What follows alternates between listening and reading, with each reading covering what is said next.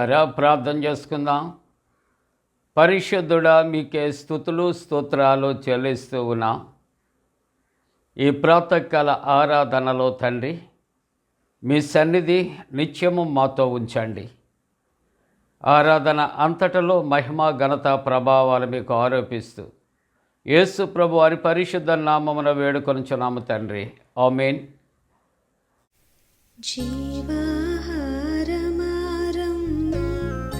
చిరజీవనమునిచి జీవితాక్షుధతే చూము జీవన పదములో చీకటి పడోవేళ జీర్ణించుకొని పోవు జీవితాశల బెంచ జీవాహారమారము చిరజీవనమునిచి జీవితాక్షుధతే చూము విందు గృహమునకేగి వీక్షింతు భ్రమతోని వివిధ సుభోజ్యంబులన్ విచ్ఛిన్నమైనని విమలా దేహపు విందు వికలంబౌ మనసుతో వినుతించి తినుచుందు జీవాహారమారము చిరజీవనమునిచి జీవితాక్షుధతే చూము ఆత్మాంతఃపురములో ఆంతర్యగదిలోన ఆరాధింతు నీ నామము అలనాటి నీ రక్త నవనిబంధన నేడు అపురూపమై నాలో అవతరించును దేవా జీవాహారమారము చిరజీవనమునిచి జీవితాక్షుధతే చూము. Praise the Lord. శ్రమల కాల ధ్యానాలలో ఏకీభవిస్తున్న మీ అందరికీ మన ప్రభువును ప్రియరక్షకుడైనటువంటి యేసుక్రీస్తు నామమున శుభాలు తెలియజేస్తూ ఉన్నాను. నేటి దినము ఈ సిలువ ధ్యానాలలో మనం ధ్యానించబోయేటువంటి అంశము చిరజీవాహారము, eternal bread or bread of life, జీవాహారము. ఈ యొక్క అంశము మనకి క్రొత్తది కాదు. ఎందుకు అనంటే అనేక సంఘాలలో నెలలో మొదటి వారము ఈ యొక్క ప్రభురాత్రి భోజన సంస్కారాన్ని ఆచరిస్తూ ఉంటే, మరికొన్ని సంఘాలలో ప్రతి వారము కూడా వారు ప్రభురాత్రి భోజన సంస్కారాన్ని ఆచరిస్తూ ఉంటారు. అయితే ఈ ఆరాధనలో మనం ఏ విధంగా ఏకీభవించాలి, దేవుని యొక్క శరీర రుద్రాలలో మనం ఏ విధంగా పాలు పంచుకోవాలి అని మరి ఒక మారు వాక్యానుసారంగా ఒక్కసారి లోతుగా మనము తెలుసుకోవడానికి ప్రయత్నం చేద్దాము. ఈ యొక్క చిరజీవాహారము అనగా ఇది మనం ప్రతిదినము తీసుకునేటువంటి ఆహారము వంటిది కానే కాదు. ఎందుకంటే ఆహారానికి చిరజీవాహారానికి చాలా వ్యత్యాసం ఉంది. ఆహారం అనేటువంటిది మనిషి శరీరానికి అవసరమైనదైతే చిరజీవాహారము అనేటువంటిది లేకపోతే జీవాహారము అనేటువంటిది మానవుని యొక్క ఆత్మకు అవసరమై ఉంటూ ఉన్నది. అట్ ది సేమ్ టైం మనం తీసుకునేటువంటి ఆహారము it is necessary for hour living but not important. అది అవసరమైనటువంటిదే కానీ ఖచ్చితమైనటువంటిది కాదు. కానీ ఈ యొక్క బ్రెడ్ ఆఫ్ లైఫ్ అనేటువంటిది ఇట్ ఈస్ ఎసెన్షియల్. అది చాలా ప్రాముఖ్యమైనటువంటిది. మానవుని యొక్క జీవితంలో ఎంతో ప్రత్యేకమైనటువంటిదిగా మనం జ్ఞాపకం చేసుకోవాలి. మనం తీసుకునేటువంటి ఇహలోక సంబంధమైనటువంటి ఆహారము కేవలం మనకి జీవాన్ని ఇస్తుందేమో, మనల్ని ఈ లోకంలో కొద్ది కాలం బ్రతకడానికి సహాయం చేస్తుందేమో, కానీ దేవుడిచ్చేటువంటి ఈ జీవాహారము it gives us eternal life. ఇది మనం తీసుకునేటువంటి ఆహారానికి, జీవాహారానికి ఉన్నటువంటి డిఫరెన్స్. మనం ఓల్డ్ టెస్ట్మెంట్లో కూడా చూస్తూ ఉంటే పాత నిబంధనలో జూయిష్ పాస్ ఓవర్, యూదులు జరుపుకునేటువంటి పస్కా పండుగను గూర్చి చూస్తూ ఉంటే అక్కడ వారు ఆ నిర్గమకాండము 12వ అధ్యాయంలో గనక మనం చూస్తూ ఉంటే మరణమును దాటిపోవటను గురించి ఆ యొక్క వాక్య భాగాల్లో రక్తము, పులియని రొట్టెలు, తర్వాత జ్ఞాపకార్థముగా ఇటువంటి పదాలను ఆ అధ్యాయంలో ఉపయోగిస్తూ ఉన్నారు. కాబట్టి వాటి గురించి మనం లోతుగా ఈరోజు ధ్యానించడం లేదు, కానీ ఇక్కడ యేసుక్రీస్తు వారు పస్కాను ఆచరిస్తూ ఉన్నప్పుడు ఆ ప్రభురాత్రి భోజన సంస్కారమును గురించి ఏ విధముగా ఆయన తెలియచేశాడు, అది ఎందుకు ఆచరించమని ఆయన తెలియచేశాడు అనేటువంటి విషయాలను మనం ధ్యానిద్దాము. ఈ యొక్క ప్రభురాత్రి భోజన సంస్కారము అనేటువంటిది లార్డ్ సప్పర్ అని చెప్పేసి మనం ఇంగ్లీష్లో పిలుస్తూ ఉంటాం. దీనినే కమ్యూనన్ అని కూడా అంటాము. గ్రీక్లో దీనిని యుకారిస్ట్ అంటాము. అంటే దీని యొక్క అర్థము థ్యాంక్స్ గివింగ్, కృతజ్ఞతాస్థుతులు చెల్లించుట. ఇక్కడ యేసుక్రీస్తు వారు తన యొక్క శిష్యులతో చివరి ప్రభురాత్రి భోజన సంస్కారంను ఆచరిస్తూ ఉన్నప్పుడు అక్కడ ఆయన అంటూ ఉన్నటువంటి మాట కూడా మనం చూస్తూ ఉంటే మత్తయి సువార్త, నేటి దినం మనకి ఇవ్వబడినటువంటి సువార్త వాక్య భాగము మత్తయి సువార్త 26వ అధ్యాయము 26వ వచనం నుండి 31 వచనాల్లో కనుక మనం చూస్తూ ఉంటే 28వ వచనంలో ఆయన అంటూ ఉన్నాడు, ఇది నా రక్తము అనగా పాపక్షమాపణ నిమిత్తము అనేకుల కొరకు చిందింపబడుచున్న నిబంధన రక్తము అని తెలియజేస్తూ ఉన్నాడు. అక్కడ ఆ నిబంధన అనేటువంటి మాటకు ఉన్నటువంటి అర్థము ఫుట్ నోట్లో గనక మనం చూస్తూ ఉంటే క్రొత్త నిబంధన అని తెలియచేయబడుతూ ఉన్నది. అంటే యేసుక్రీస్తు వారు తన యొక్క బిడ్డలతో ఆయన ఒక నూతన నిబంధన చేస్తూ ఉన్నాడు. అంటే ఒక పాత నిబంధనకి క్రొత్త నిబంధనకి ఉన్నటువంటి తేడా ఏంటి, దేవుడు ఏంటి ఈ నూతన నిబంధన చేస్తూ ఉన్నాడు అని గనక మనం చూస్తే, పాత నిబంధన అనేటువంటిది he gave at the Mount Sinai పర్వతం దగ్గర ఆయన మోషేకి అనుగ్రహిస్తూ ఉంటే, ఇక్కడ మేడగదిలో ఆ యొక్క చివరి భోజన సంస్కారము దగ్గర యేసుక్రీస్తు వారు ఇవ్వడము మనము చూడగలుగుతూ ఉన్నాము. రెండవదిగా పాత నిబంధన అనేటువంటిది it is about law or actions, అంటే ధర్మశాస్త్రమును గూర్చి కానీ మానవుడు చేయవలసినటువంటి పనులను గూర్చి, క్రియలను గూర్చి అక్కడ తెలియచేయబడుతూ ఉంటే, ఈ నూతన నిబంధన new covenant is all about grace, దేవుని యొక్క కృప ద్వారా ఈ యొక్క నూతన నిబంధన అనుగ్రహించబడుతూ తెలియచేయబడుతూ ఉన్నది. మూడవదిగా చూడగలుగుతూ ఉంటే ఓల్డ్ కవెనెంట్ అనేటువంటిది ఇట్ కంట్రోల్స్ అవర్ కాండక్ట్, అంటే మానవుని యొక్క ప్రవర్తనను అది నియంత్రిస్తుంది అంతే. కానీ క్రొత్త నిబంధన ఏం చేస్తుందంటే మానవుని యొక్క ప్రవర్తనను మారుస్తూ ఉంటున్నది, మానవునికి క్షమాపణ కలుగు చేస్తుంది. పాత నిబంధన కేవలం పాపం అంటే ఏంటో తెలియచేస్తూ ఉంటే, క్రొత్త నిబంధనలో ఆ పాపానికి క్షమాపణ కలుగు చేయడము మనం చూడగలుగుతూ ఉన్నాము.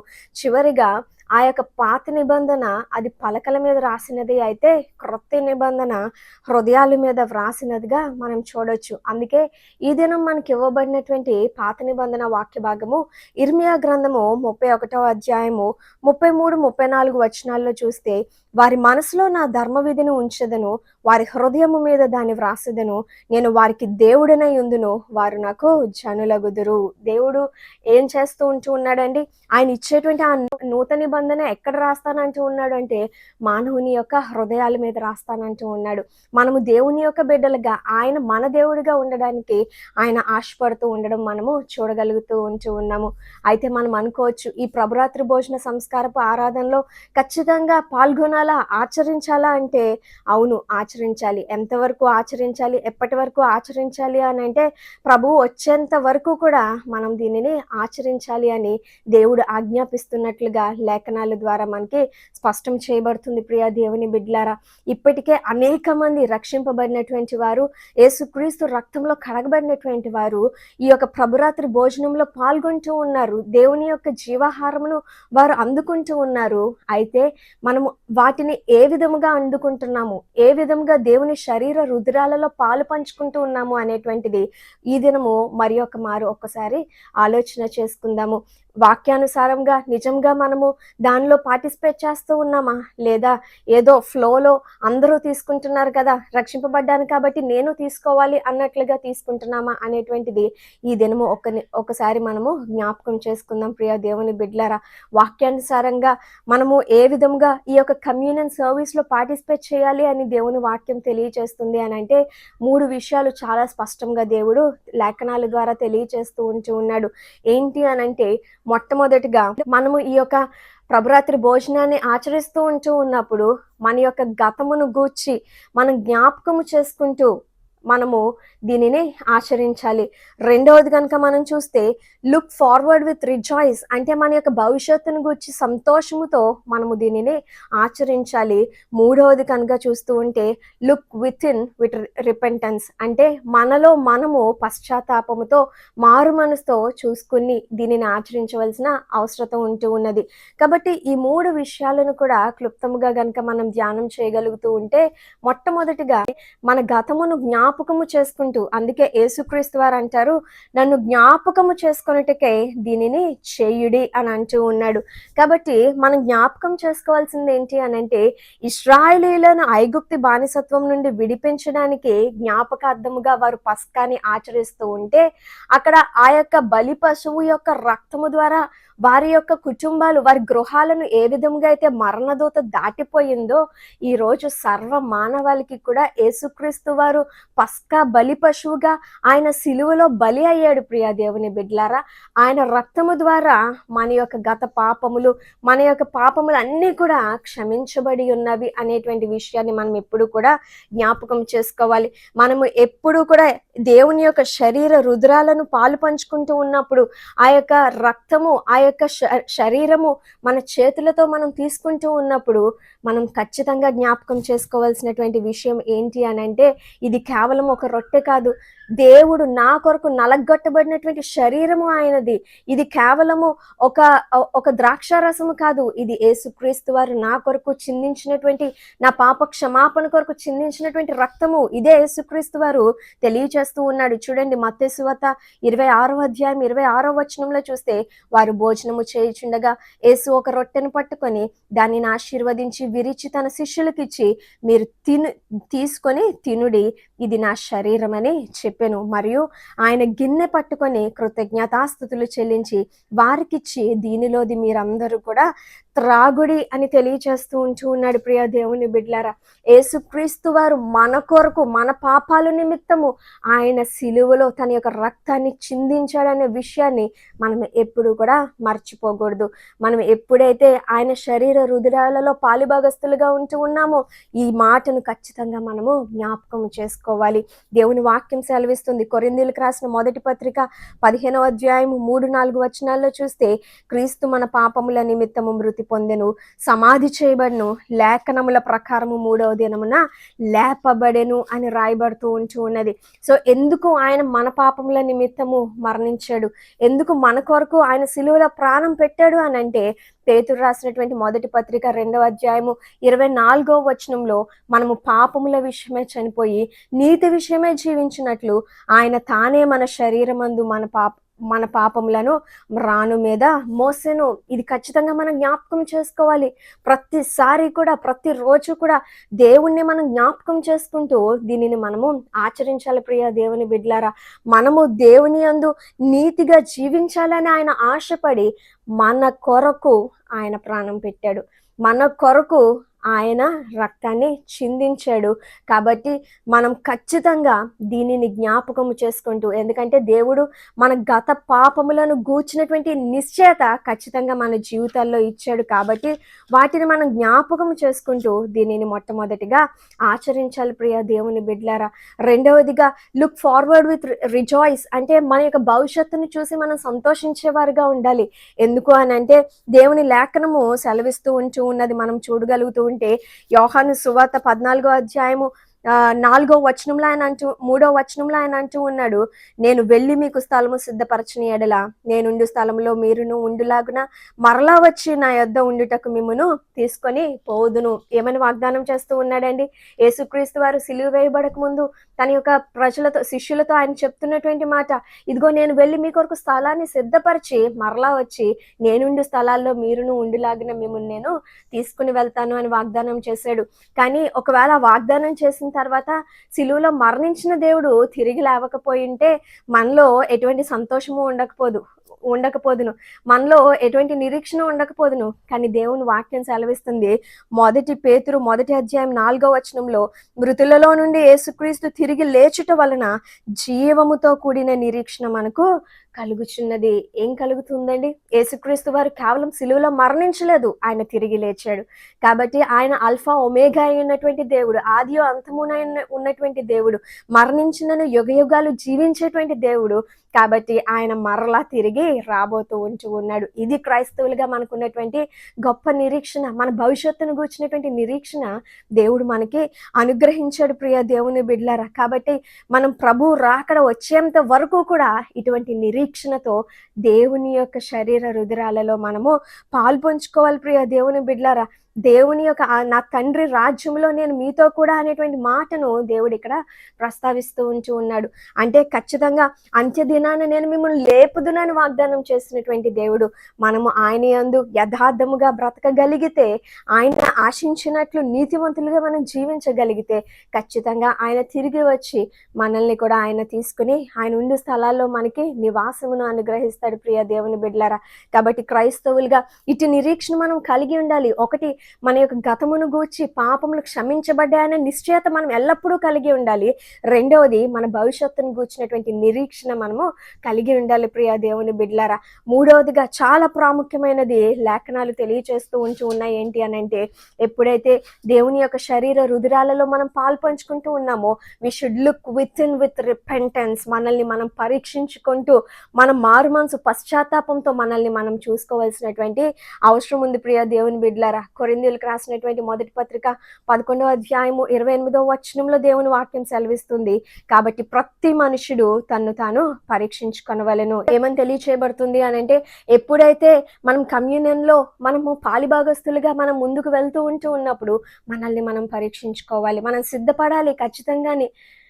మన జీవితం ఏ విధంగా ఉంది? దేవుడు క్షమించినటువంటి పాపాలను మరలా మనం చేసేటువంటి వారంగా ఉన్నామా, లేకపోతే దాన్ని విడిచిపెట్టి మరలా ఒక నూతన జీవితంతో ముందుకు కొనసాగుతూ ఉన్నామా అని మనల్ని మనం స్వపరీక్ష చేసుకోవాలి.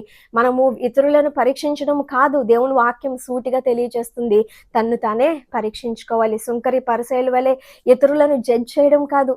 ఇతరులను గూర్చి వీరేంటి కమ్యూనియన్ లో పార్టిసిపేట్ చేస్తున్నారు, వీళ్ళ జీవితం ఏంటి ఇలా ఉంది, వీళ్ళ బ్రతకేంటి ఇలాగుంది కాదు. ఇతరులను గురించి తీర్పు తీర్చడం మన పని కాదని దేవుని వాక్యం మనము ధ్యానం చేసాం కదా.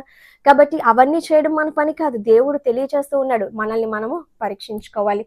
మన జీవితం ఎలాగుంది, మన పాపాలు ఏ విధంగా ఉన్నాయి, మనం విడిచిపెట్టామా, నిజముగా నూతన జీవితాన్ని జీవిస్తూ ఉన్నామా లేదా అనేది మనం పరీక్షించుకొని దేవుని యొక్క శరీర రుద్రాలను మనము స్వీకరించాలి ప్రియ దేవుని బిడ్డలారా. ఇట్టి రీతిలో మనం ఖచ్చితంగా దేవుని యొక్క కమ్యూనియన్ సర్వీస్లో పార్టిసిపేట్ చేయాలని లేఖనాలు మనకి తెలియజేస్తూ ఉన్నాయి. చాలామంది అయోగ్యముగా ఈ 3 వారు ఆచరించకుండా చాలాసార్లు ఇష్టానుసారంగా తీసుకుంటున్నటువంటి వారు, ఒక ఆచారంగా దీన్ని కంటిన్యూ చేస్తున్నటువంటి వారు కూడా ఉంటూనే ఉంటారు. వారిని బట్టి దేవుని వాక్యము సెలవిస్తూ ఉన్నది. కొరింథీయులకు రాసిన 1వ పత్రిక 11వ అధ్యాయము 27వ వచనంలో అంటూ ఉన్నారు, కాబట్టి ఎవడు అయోగ్యముగా ప్రభు యొక్క రొట్టెను తినునో లేక ఆయన పాత్రలోనేది త్రాగునో వాడు ప్రభు యొక్క శరీరమును గూర్చి రక్తమును గూర్చి అపరాధి అగును. ఏమవుతుందంటండి, మొట్టమొదటిగా ఏం కలుగుతుంది అని అంటే, ఎవరైతే వారి పాపములను జ్ఞాపకము చేసుకోనకుండా, వారిని వారు పరీక్షించుకోకుండా, దాని గురించి పశ్చాత్తాపపడి విడిచిపెట్టకుండా ఎవరైతే దీనిని స్వీకరిస్తారో, ఎవరైతే దేవుని అందు నిరీక్షణ లేకుండా జీవిస్తారో, ఎవరైతే వారి గత పాపములు క్షమించబడ్డాయి అనేటువంటి ఆ నిశ్చయత లేకుండా ఇంకా అటువంటి ఆలోచనలతోనే బ్రతుకుతూ ఉంటారో, వీరందరిని బట్టి దేవుడు అంటూ ఉన్నాడు, అయోగ్యముగా గనక దీనిని ఆచరిస్తే వారు ప్రభు యొక్క శరీరమును రక్తమును గూర్చి ఏమవుతారంటండి, అపరాధులవుతారు. ఇంకా ఆ క్రింద వచనాల్లో మనం చూస్తూ ఉంటే ఇందుని బట్టి అనేక మంది బలహీనులుగాను, రోగులుగాను ఉంటూ ఉన్నారు, మరణం పొందుతున్నారు అని లేఖనాలు సెలవిస్తూ ఉంటూ ఉన్నాయి. ఇంకా అంటున్నాడు ప్రభువు చేత శిక్ష విధించబడేటువంటి వారుగా వారు ఉంటారు అని. కాబట్టి ఈ యొక్క ఉదయకాల సమయంలో మనల్ని మనం స్వపరీక్ష చేసుకుందాము. ఏ విధంగా ప్రభు బలను మనం సమీపిస్తూ ఉంటూ ఉన్నాము, ఏ విధంగా దేవుని యొక్క శరీర రుధిరాలను ఆ పరిశుద్ధమైనటువంటి ఆ సాక్రిమెంట్ని మనం ఏ విధముగా మనము స్వీకరిస్తూ ఉంటూ ఉన్నాము అనేటువంటిది ఒకసారి మనము ఆలోచన చేసుకుందాం ప్రియ దేవుని బిడ్డలారా. ఒకవేళ ఇది కంపల్సరీ ఇలాగ మనం పార్టిసిపేట్ చేయాలా అంటే అవును, ఖచ్చితంగా మనం దేవుని యొక్క జీవాహారంను భుజించాలి. ఎందుకనంటే యోహాను సువార్త 6:54 తెలియచేయబడుతూ ఉంది, నా శరీరమును తిని నా రక్తమును త్రాగువాడే నిత్య జీవము కలవాడు అని తెలియచేయబడుతూ ఉంటూ ఉన్నది. ఎందుకు దేవుడు ఖచ్చితంగా నా శరీరమును తిని నా రక్తం త్రాగువాడే నిత్య జీవం గలవాడు అంటున్నాడు? ఈ లోకంలో ఎటువంటి ఆహారము లేదా, లేకపోతే దేవుడు ఇచ్చినటువంటి శ్రేష్టమైనది తింటే నిత్య జీవాన్ని పొందుకోలేమా అంటే పొందుకోలేము. అందుకే దేవుడే అంటూ ఉన్నాడు. చూడండి, యోహాను సువార్త 6:58 ఇదే పరలోకం నుండి దిగి వచ్చిన ఆహారము, పితరులు మన్నాని తినియు చనిపోయినట్లు కాదు, ఈ ఆహారము తినువాడు ఎల్లప్పుడూ జీవించునని నిశ్చయముగా మీతో చెప్పుచున్నాను. దేవుడు ఏమని తెలియచేస్తా ఉన్నాడండి? మన్నా కూడా పరలోకం నుండి వచ్చినటువంటి ఆహారమే, కానీ అది కేవలము ఆహారము, మానవుల యొక్క ఆకలి తీర్చడానికి వచ్చినటువంటి ఆహారము. మన్నాకి ఈ యొక్క జీవాహారానికి ఉన్నటువంటి వ్యత్యాసము కనుక మనం చూడగలుగుతూ ఉంటే, మన్నా కేవలము యూదులకు బ్రతకడానికి దేవుడు ఇచ్చినటువంటి ఆహారము మాత్రమే, కానీ ఈ యొక్క జీవాహారము ఆయన సర్వలోకానికి కూడా నిత్యము జీవించడానికి ఇచ్చినటువంటి ఆహారము ప్రియ దేవుని బిడ్డలారా. అందుకే చిరజీవాహారము అని మనం పిలుస్తూ ఉంటూ ఉన్నాము. రెండవదిగా, ఒకవేళ ఆ మన్నా ప్రతిరోజు వారు తిన్నప్పటికీ కూడా చనిపోయారు, కానీ యేసుక్రీస్తు వారు తెలియచేస్తూ ఉన్నారు, ఎవరైతే ఈ యొక్క పరలోకం నుండి వచ్చినటువంటి ఆహారమును తింటారో వారు ఎన్నటికీ కూడా చనిపోరు, వారు నిత్య జీవాన్ని పొందుకుంటారు అని ఆయన తెలియచేస్తూ ఉంటూ ఉన్నాడు. మన్నా ఒకవేళ దేవుడు వారికి ఉచితంగా ఇచ్చాడేమో, కానీ ఈ జీవాహారంగా వచ్చినటువంటి యేసుక్రీస్తు తెలియచేస్తాడు కదా, I am the bread of life, జీవాహారంను నేనే అని ఆయన తెలియచేస్తూ ఉన్నాడు. కాబట్టి ఈ చిరజీవాహారముగా వచ్చినటువంటి యేసుక్రీస్తు వారిని ఆ యొక్క పరలోకపు తండ్రి మనకి గొప్ప వెలగా ఆయన అనుగ్రహిస్తూ ఉంటూ ఉన్నాడు. ప్రియ దేవుని బిడ్డలారా, ఆ యొక్క మన్నా కేవలం ప్రజల యొక్క ఆకలి మాత్రమే తీర్చిందేమో, కానీ ఈ యొక్క చిరజీవాహారము మానవునికి ఆ యొక్క నిత్య జీవాన్ని ఇవ్వడం మాత్రమే కాదు, కానీ ఆత్మీయ ఆకలిని, ఆత్మీయ దాహమును కూడా తీర్చేటువంటిదిగా ఉంటుంది ప్రియ దేవుని బిడ్డలారా. కాబట్టి ఖచ్చితంగా మనము ఈ యొక్క కమ్యూనియన్ సర్వీస్ లో పార్టిసిపేట్ చేసేటువంటి వారముగా ఉండాలి. ఇంకా దీంట్లో మనం పాలిభాగస్తులుగా ఉంటే దేవుని వాక్యం సెలవిస్తూ ఉంటూ ఉన్నది, when we partake we identify ourselves with his body and blood. అంటే మనం ఎప్పుడైతే ఆయన శరీర రుధిరాలలో పాలు పంచుకుంటా ఉంటామో, ఆయన శరీరము రక్తంతో మనల్ని మనము గుర్తించుకుంటాం ప్రియ దేవుని బిడ్డలారా. అందుకే ఆయన అంటున్నాడు యోహాను సువార్త 6:56 నా శరీరము తిని నా రక్తము త్రాగువాడు నా యందును నేను వాని యందును నిలిచియుందును అని తెలియచేయబడుతూ ఉంటూ ఉన్నది. రెండవదిగా, మనం ఎప్పుడైతే పాలు పంచుకుంటూ ఉంటామో మనందరము కూడా ఏక శరీరులుగా ఉంటాము. ఈ లోకంలో జీవిస్తూ ఉంటూ ఉన్నప్పుడు గొప్ప నిబ్బరము మనకి కలుగుతూ ఉంటుంది. మనం ఒంటరి వారము కాదు. చూడండి, కొరింథీయులకు రాసిన మొదటి పత్రిక 10:17 చూస్తే మనం అందరము ఆ ఒక్కటే రొట్టెలో పాలు పుచ్చుకొంచున్నాము. రొట్టె ఒక్కటే గనుక అనేకులమైన మనము ఒక్క శరీరమే ఉన్నాము. So we're not alone in this world. మనందరికీ కూడా ఒకవేళ ఆ రక్త సంబంధము లేకపోవచ్చేమో, లేకపోతే ఒంటరి వారిగా ఉన్నాము, మాకు ఎవరు బంధుమిత్రులు లేరు అనుకోవచ్చేమో, కానీ సంఘములో ఎప్పుడైతే దేవుని యొక్క ఒక్క రొట్టె అందు మనం పాలు పంచుకొనుచు ఒక్క పాత్రలోనిది మనం త్రాగుచున్నందున మనందరము కూడా ఒక్క శరీరమై ఉన్నాము అని దేవుని వాక్యము సెలవిస్తూ ఉంటూ ఉన్నది ప్రియ దేవుని బిడ్డలారా. కాబట్టి దేవుడు మన కొరకు అనేక మందిని మనకి తోడుగా ఇచ్చాడు అనేటువంటి గొప్ప నిబ్బరము కూడా మనము మన జీవితాల్లో కలిగి ఉండవచ్చు అని దేవుని వాక్యము సెలవిస్తూ ఉంటూ ఉన్నది. కాబట్టి ఆ జీవాహారమైనటువంటి దేవుని యందు మనం విశ్వాసముతో ఆయన శరీర రుధిరాలలో మనము పాలు పంచుకుందాము. దేవుడు ఇచ్చినటువంటి అవకాశాన్ని మనం సద్వినియోగం చేసుకుందాము. ఒకవేళ ఇప్పటి వరకు అనేక మంది రక్షించబడిన తర్వాత కూడా దేవుని యొక్క శరీర రుధిరాలను స్వీకరించడానికి ఆలోచిస్తారు. ప్రియ దేవుని బిడ్డలారా, దేవుడిస్తున్నటువంటి అవకాశాన్ని మాత్రము విడిచిపెట్టద్దు. ఈరోజు దేవుడు మనకి వాక్యము ద్వారా మరలా గొప్ప విషయాలను ఆయన బయలుపరుస్తూ ఉంటూ ఉంటుండగా మొట్టమొదటిగా మనం జ్ఞాపకం చేసుకుందాము. మన పాపములను ఆయన క్షమించాడు. మన గత పాపములు కానివ్వండి, ప్రస్తుతం మనం చేసే పాపాలు కానీ మనం ఒప్పుకుంటే ఆయన క్షమించాడనేటువంటి నిశ్చయత మనం కలిగి ఉందాము.